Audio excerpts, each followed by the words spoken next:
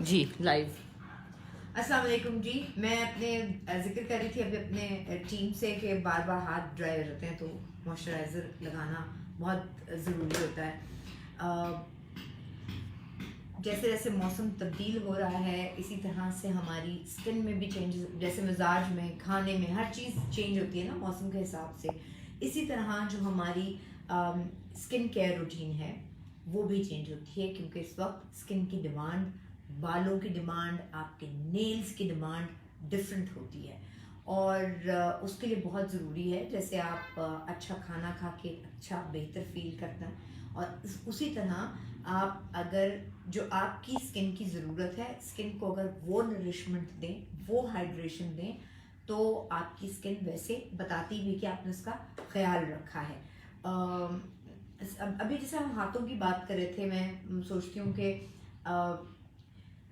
जो ख़वातीन घर में काम करती हैं बहुत ही रिस्पेक्टेबल हैं। घर में काम हम भी करते हैं, लेकिन चूंकि पूरे दिन घर में नहीं होते, बार बार हाथ नहीं धुलने होते, या पेशेंट्स को डील करते हैं, ग्लव्स पहनते हैं तो फिर हाथ धुलता है, तो वो उससे भी ड्राइनेस बहुत आ जाती है। लेकिन ड्राइनेस काम करते में आ जाती है, और हम अमूमन क्या करते हैं कि हम अपनी स्किन का, फेशियल स्किन का ख्याल रखते हैं, लेकिन हम हाथों की स्किन को भूल जाते हैं, जिसकी वजह से हाथ हमारे जल्दी रिंकल्स भी आती हैं, और ड्राई डैमेज होके वो टैन भी होने लगते हैं।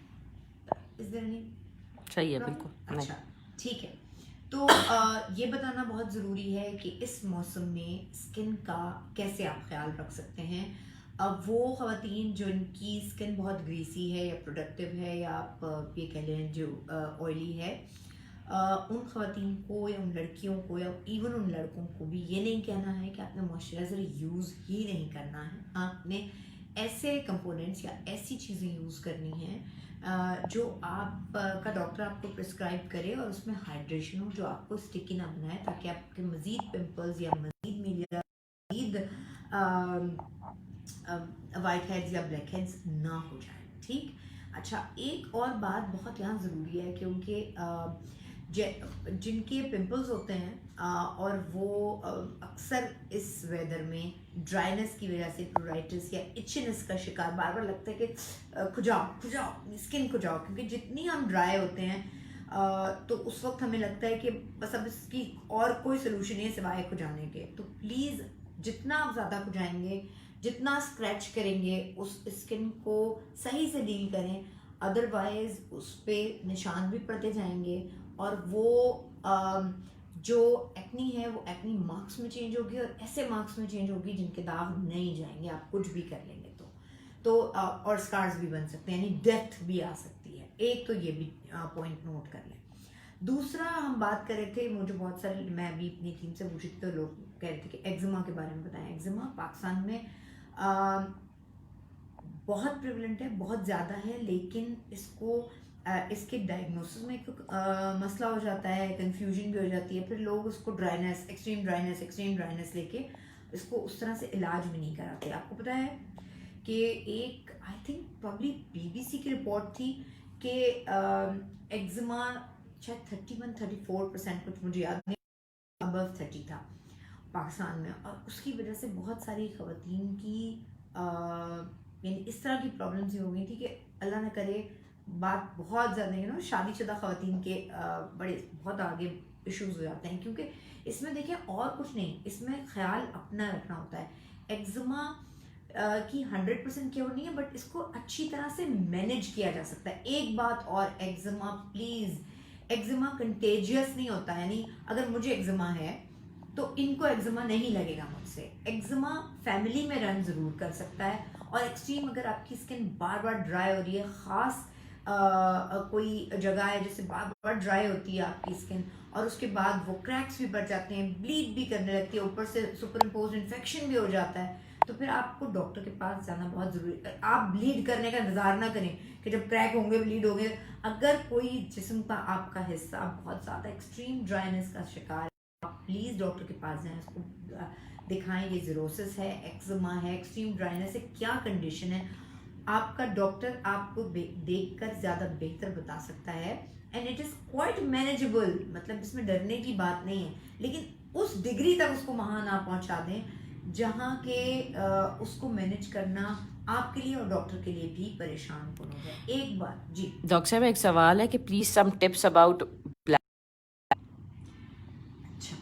अच्छा देखिए, ये शुरुआत होती है आपके शुरुआत होती है एक्ने की आपके, या जिन लोगों के एक्नी इस तरह से नॉड्यूलर एक्नी नहीं बाहर आती, तो ये आप समझ लें कि ये चूंकि ग्लैंड्स की डक्ट्स होती हैं जो बहुत ही पेरिफेरल स्किन के ऊपर खुल रही होती हैं, और उसमें आपका सीनम जमता जाता है, आपकी क्लेंजिंग प्रॉपर नहीं होती, आप रीसर्फेस किसी चीज़ से नहीं करते, तो उसके बाद फिर वो वहाँ ट्रैप होता जाता है, वो ब्लैक हेड और वाइट हेड, और उसके आगे पिंपल बनता है, और फिर ये एक साइकिल है जो शुरू हो जाती है। तो बेहतर ये है कि तो अपनी स्किन पर जो चिकनाई की लेयर है वो हर एक को आती है, हर एक को के जो ग्लैंड्स होते हैं वो एक्टिव होते हैं और वो काम कर रहे होते हैं, लेकिन उसका मतलब ये होता है कि उसको आप धोते भी रहें मुंह को, ताकि वहाँ चिकनाई जमे ना। और दूसरे ये कुछ लोगों की स्किन प्रोन ऐसी फैमिली में चल रही होती है ये चीज़ें, वहाँ आप डॉक्टर के पास जाके हेल्प ले सकते हैं कि अगर बहुत ज़्यादा आपकी डक्ट्स खुल गई हैं तो शायद फिर उसका RFO यानी माइक्रो नीडलिंग RFO वो आपका डॉक्टर आपको बताएगा। लेकिन बेहतर ये है कि आप उस स्टेज तक अपनी स्किन को देन अगेन पहुँचाएँ ना, और दिन में 3 से 4 मरतबा ज़रूर, चाहे वेदर ड्राई है तब भी मुंह ज़रूर धोएं, और उसके बाद सनस्क्रीन से उसको कवर भी करें, क्योंकि विथ टाइम ज़ाहिर है आपका कोलेजन डिप्लीशन शुरू हो जाता है। वो सिर्फ ये नहीं कि एक एज आएगी तो उसके बाद होगा, कोलेजन डिप्लीशन एनवायरनमेंट से होता रहता है, तो उसके लिए बहुत ज़रूरी है कि आपका सनस्क्रीन से महफूज रहें। सनस्क्रीन लगाने का हरगिज़ मतलब ये नहीं होता कि आप काले नहीं होंगे या आप टैन नहीं होंगे। सनस्क्रीन लगाने का मतलब ये होता है कि जो एनवायरनमेंट से, वेदर से, एक वेदर शील्ड होती है आपकी, ये समझ लें स्किन के ऊपर, आपको एनवायरनमेंट से महफूज रखने के लिए। अच्छा एक दो चीज़ें और, इसी तरह से जैसे हमारी स्किन ड्राई होती है, चाहे वो हमारी स्किन फोल्ड्स हों, इसी तरह से हमारे बाल बहुत ड्राई हो रहे होते हैं, एक्सट्रीम ड्राइनेस हो रही होती है, सेबोरिक डर्माटाइटिस भी हो रहा होता है। अगर आपको लगता है कि आपकी स्कैल्प पे ज़रूरत से ज़्यादा ऐसी खुश्की हो रही है, गिर भी रही है, तो आप डॉक्टर को जाके ज़रूर दिखाएं। अपने जो घर होम रेमेडीज़ होती हैं उससे स्किन को मज़ीद ख़राब ना कर लें। पेशेंट जब हम तक आता है वो बॉयल हो रहे होते हैं उसके सर के ऊपर, और कुछ वो लगाकर वो उसको इतनी इन्फ्लेम करके आता है कि उसको सही करने के लिए भी महीनों दरकार होते हैं, और एक्सट्रीम मेजर्स लेने पड़ते हैं, जहाँ कभी कभी स्टेरॉइड्स भी यूज़ करना, topical steroids, potent steroids use करना पड़ता है। तो कोशिश ये करें कि ऐसी स्टेज तक पहुंचे ना, कोई भी अच्छा डॉक्टर साहिबा, हो रही है तो वो आप अपने डॉक्टर जी। लोग कह रहे हैं कि ये बहुत टेक्निकल टर्म्स आप यूज़ कर रहे हैं, थोड़ी आसान ज़बान में उनको बताएं। और उनका एक सवाल है कि ये जो ब्लैक हेड्स के लिए है, ये जो आपका ब्लैक हेड फेस है तो वो करवा सकते हैं? जी ब्लैक एंड वाइट वो है ही बेसिकली इस तरह का फेशियल। उसमें ऐसे स्टेप्स हैं जो आपके जो मसाम हैं उनमें जो फंसे हुए वाइट हेड्स हैं या ब्लैक हेड्स हैं, उनको वो खींच निकालता है।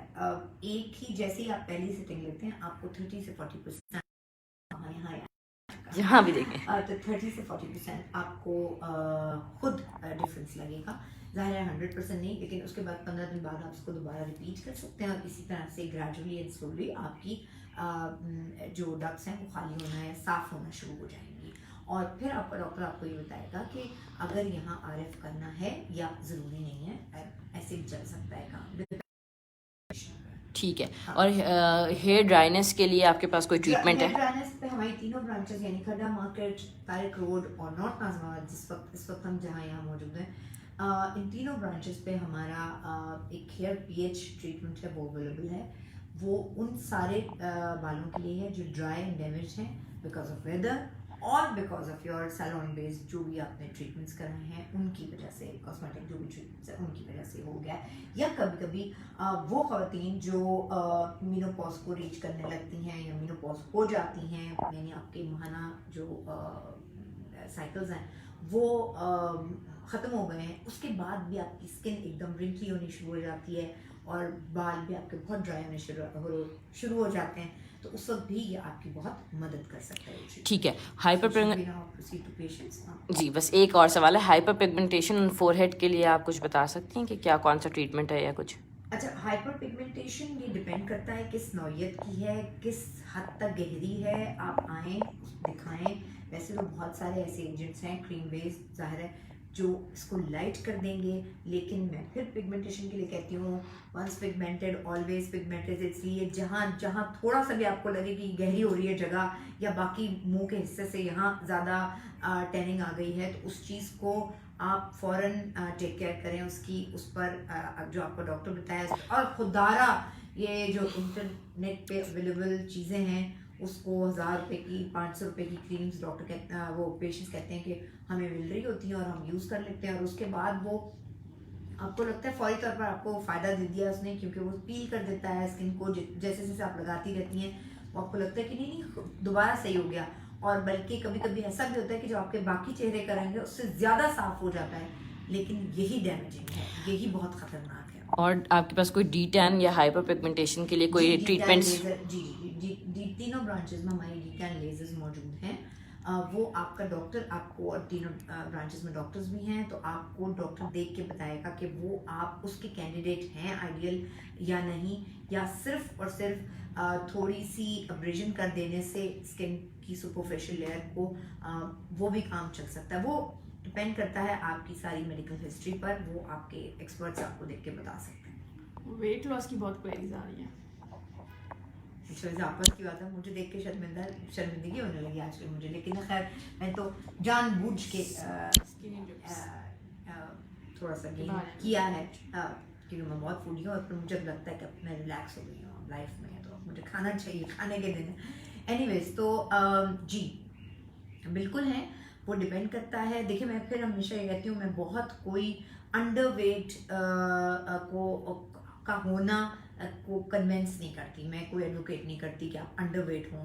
आप हर खातून को एक ख़ास वज़ाक़ता, ज़ाहिर है कुछ प्रोफेशंस के लिए बहुत वो दरकार होती है, वो ठीक है अगर आप उस प्रोफेशन से का ताल्लुक़ रखते हैं। अदरवाइज़ आपका एक ऐसा वेट होना चाहिए जो ना अंडर हो ना ओवर हो। वो आपकी हेल्थ के लिए, आपके लिए ठीक होगा, तभी आपके बाल भी ठीक रहेंगे, तभी आपकी स्किन भी ठीक रहेगी, तभी आपकी बाकी सारी कंडीशंस भी ठीक रहेंगी।